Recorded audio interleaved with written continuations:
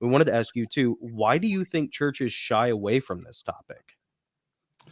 Yeah, it really goes back again to the turn of the 20th century. And there are two things you have there. You have the kind of European, but really British Enlightenment, where you have Aldous Huxley, Charles Darwin, all these kind of writers who are very educated writers, writing on philosophy and basically rejecting the Bible, saying the Bible, basically ridiculing if you believe the Bible, coupling that with the rise of the theory of evolution.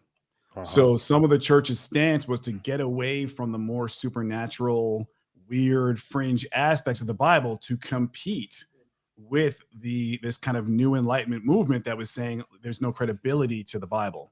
So I think that played a huge role. And then you also just have the seminaries, right? You can go back to an old Schofield Bible at the turn of the 20th century in the early 1900s, and you go to Genesis 6, and in the footnotes, it talks about the Nephilim.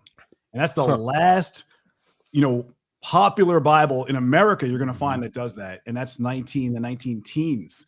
And so what happens is you have the seminary stop teaching this interpretation, what I call the supernatural interpretation of Genesis 6.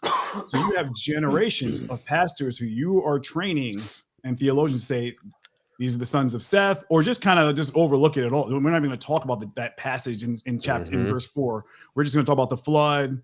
Men were wicked. It got violent, so God had to kill everybody, right? Yeah. So, and well, and in the early 19th century too, the early 20th century too, around that same time, isn't that when we start to see the rise of the Smithsonian and spiritualism? And they're now we kind of understand this is Smithsonian been like finding archaeological evidence of all the giant bones got gobbled up by the Smithsonian. Yeah, they get hidden and such. Yeah, and the burial mounds. No one wants to talk about the burial mounds, you know. Absolutely. I was just watching something yesterday about that actually in the Grand Canyon, which I was never even aware of.